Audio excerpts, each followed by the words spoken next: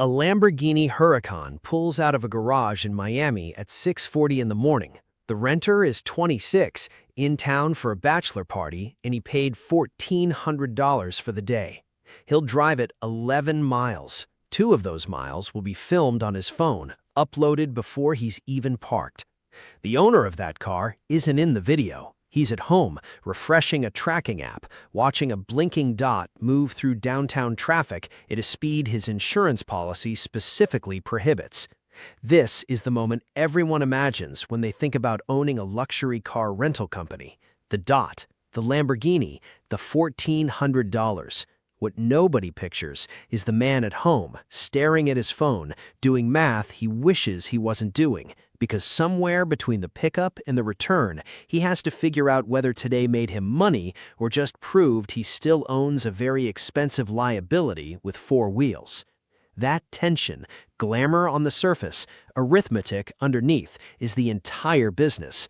On paper, this looks like the easiest money in the car world. You buy something that photographs well, you list it, strangers pay hundreds, sometimes thousands of dollars per day to sit in it for a few hours. A Lamborghini Huracan rents from $1,100 to $1,600 a day, plus overage fees if the renter goes past the included mileage. Do that 4 or 5 times a week, and the spreadsheet in your head starts writing itself. 52 weeks a year, one car paying for itself in months, then a second car, then a fleet. That's not a fantasy people invented, it's a fantasy the industry actively sells. There's a woman in Miami, Natalia Zarina, who started with a single car on a peer-to-peer platform back in 2018. By 2022, she had grown that into a fleet of 69 vehicles and earned over $920,000 in a single year. That number gets screenshotted and passed around constantly because it's proof the dream is real. Somebody actually did it. But here's what almost nobody screenshots: the years before that number, the claims that got denied, the car that came back with a smell inside it that never came out, the month 3 rentals fell through, and the loan payment still came due on the 15th, exactly like it always does, indifferent to whether anyone rented the car at all. Because the loan doesn't know your car sat empty. The loan just wants its money. Here's the part almost nobody budgets for correctly. The car you buy is not the business, it's the bait. Buying it is the easy part, genuinely the only part of this entire operation that behaves the way people expect. A used Lamborghini Huracan, financed and insured for commercial rental use, runs somewhere between $50,000 and well over $200,000. Most new operators don't stop at 1, they buy 2 or 3, because a single car fleet means one mechanical failure shuts the entire business down for 2 weeks straight, earning nothing. Factor in licensing, photography, and marketing, and a realistic entry point lands between $75,000 and $200,000 before a single rental has happened. That's the number every new owner braces for. It's not the number that actually ends them. The number that ends them arrives 18 months later, quietly, as a gap, the difference between what the car is still worth and what's still owed on it. And by the time an owner notices that gap exists, it's already too late to close it. Every car loses value the moment it leaves the dealership. Everyone who's ever bought a car knows this instinctively. What almost nobody accounts for, what the spreadsheets conveniently leave out, is that a rental car doesn't depreciate on a calendar, it depreciates on an odometer. And the odometer of a rental car moves at a completely different speed than a normal one. Picture 2 identical Huracans rolling off the line the same week. One goes to a private buyer who drives it to dinner on weekends, maybe 3,000 miles a year. The other becomes a rental. It gets driven by a bachelor party in Miami, a couple celebrating an anniversary in Scottsdale, a content creator chasing sunset light on Pacific Coast Highway, or a 23-year-old on his first supercar experience who's never driven anything with more than 200 horsepower. That car might rack up 15, 20, 25,000 miles a year, driven almost every single time by someone who has never sat in it before and never will again.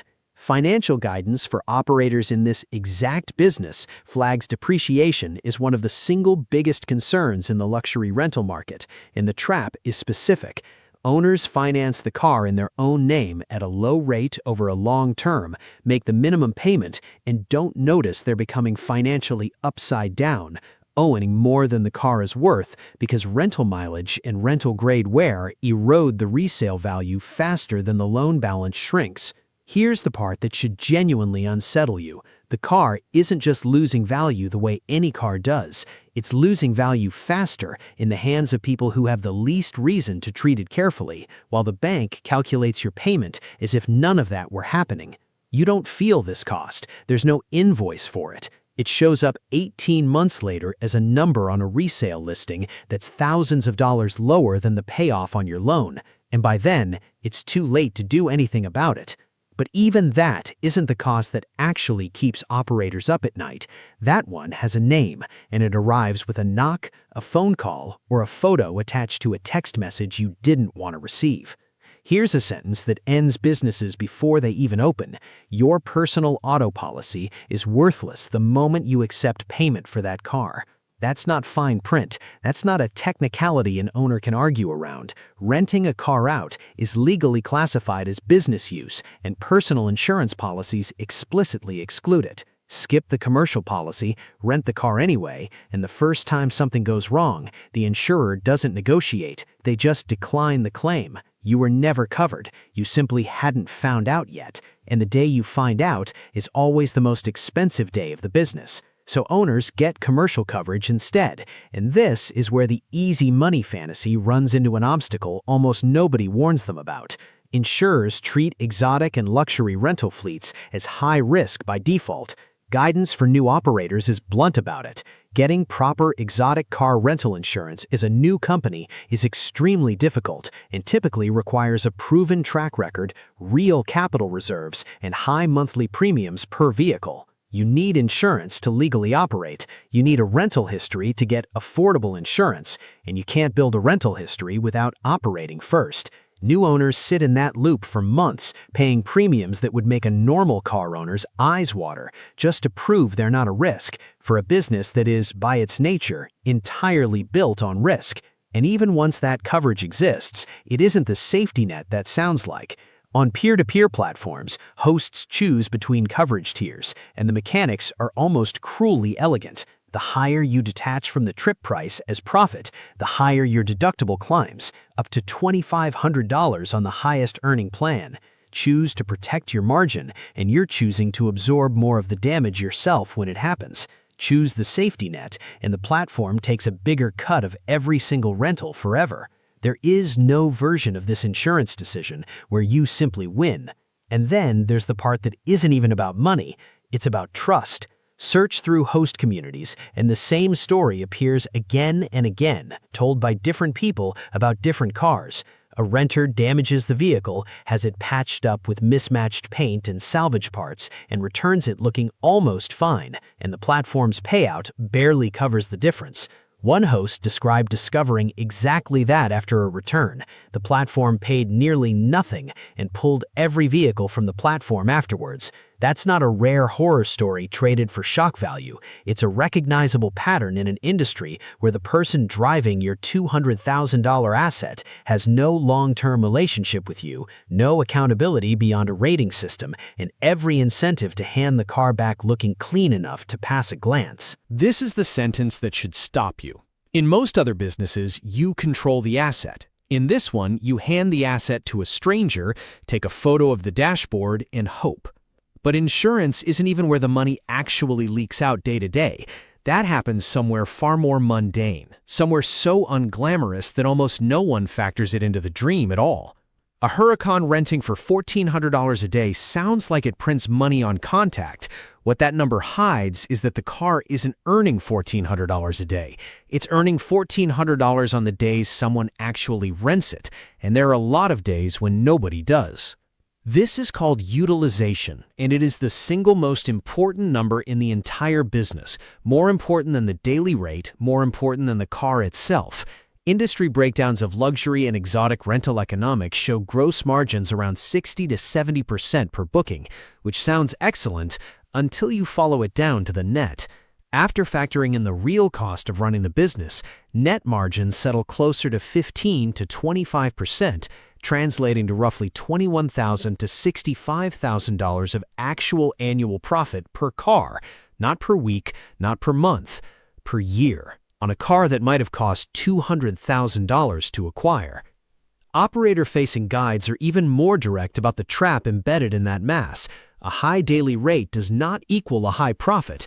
Once you subtract platform fees, maintenance, cleaning between every single rental, and the days the car sits idle, net margins often land below 30%. And that's before accounting for the cities where this business has quietly become oversaturated. In Miami specifically, one of the most competitive luxury rental markets in the country, oversupply has pushed prices down so far that even exotic cars now routinely rent for under $1,000 a day.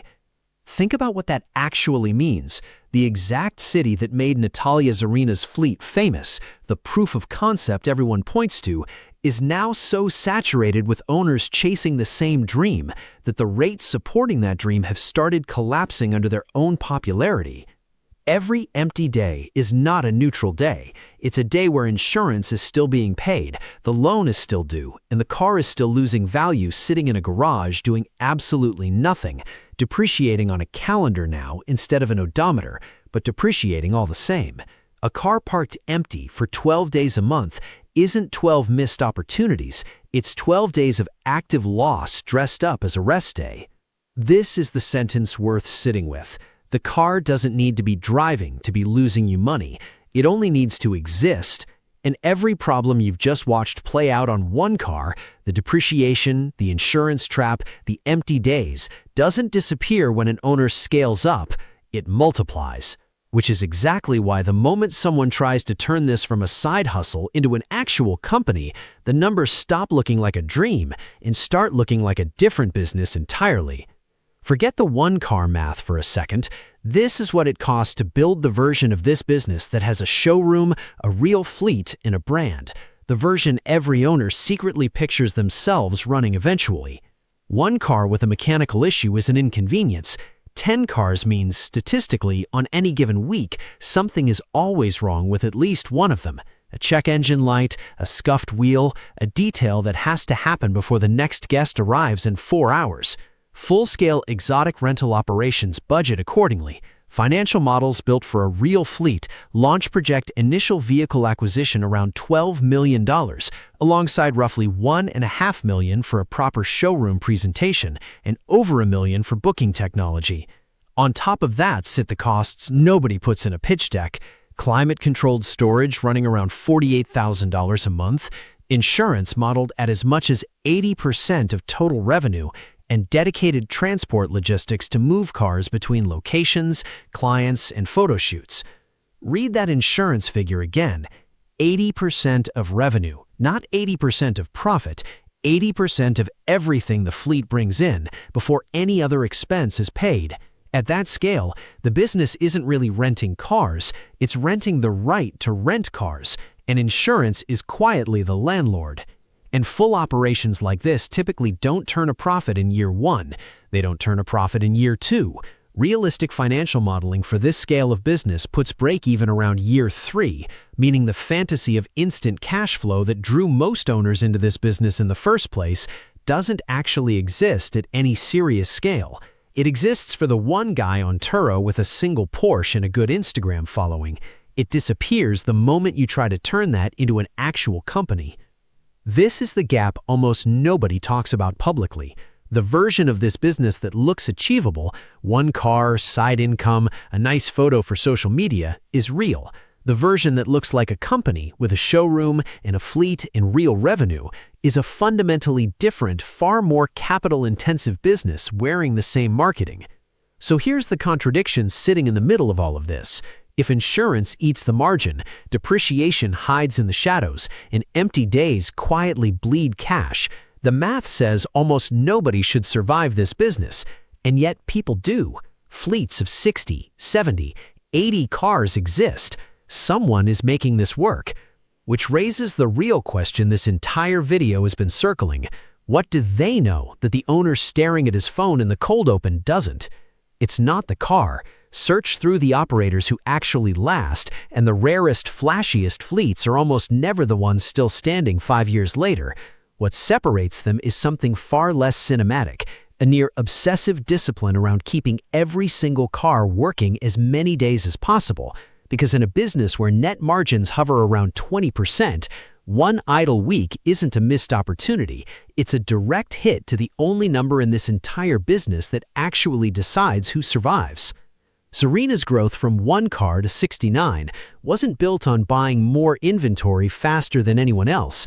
It came from starting small, reinvesting profits back into the fleet, and deliberately concentrating on Miami's tourist market, the exact demand pocket where luxury rentals stay in near constant demand. She didn't diversify into 10 cities. She went deep into one market long enough to understand its rhythms, when tourist season peaks, when locals rent through anniversaries, when the airport crowd needs something for one dramatic night before flying home. Every car she added went into a market she already understood, not a new one she was hoping would work out. That's the quiet difference between the operators who survive and the ones who quietly relist their entire fleet 18 months in. It's not access to better cars. Almost anyone with enough credit can access the same inventory. It's understanding before you ever buy the second car exactly how many days a month the first one actually needs to work just to justify its own existence, and building the business around protecting that number, not around the fantasy of the daily rate. Go back to that Lamborghini pulling out of the Miami garage at 6:40 in the morning. Everything about that image is designed to sell a fantasy. The sound, the color, the driver's phone already recording before the car even reaches the street corner. What that image can't show you is the version of the story that actually determines whether the business survives. A commercial insurance policy that cost more to obtain than most people's first car. A depreciation curve quietly outrunning the loan balance in the background, and 11 other days that month when that exact car sat in a garage, insured, financed, and earning nothing at all, while the payments still came due on schedule, regardless. The dream was never the lie. Natalia's arena is real. The $920,000 year happened, but it happened inside a business where the difference between her and the thousands of owners who quietly gave up isn't the car they bought, it's whether they understood going in that the vehicle isn't actually the product. Utilization is the product. The car is just a very expensive, very photogenic delivery mechanism for it. The next time a supercar with a rental company's decal pulls up next to you at a red light, you're not looking at easy money. You're looking at someone doing math in their head about whether that light, that street, and that renter add up to a profitable day, or one more entry in a spreadsheet that's quietly working against them. If there's a business you want broken down like this next, a hospital, a stadium, a cruise line, a Formula One team, drop it in the comments. And if this changed how you look at something you drive past every day, subscribe. There's a lot more hiding in plain sight.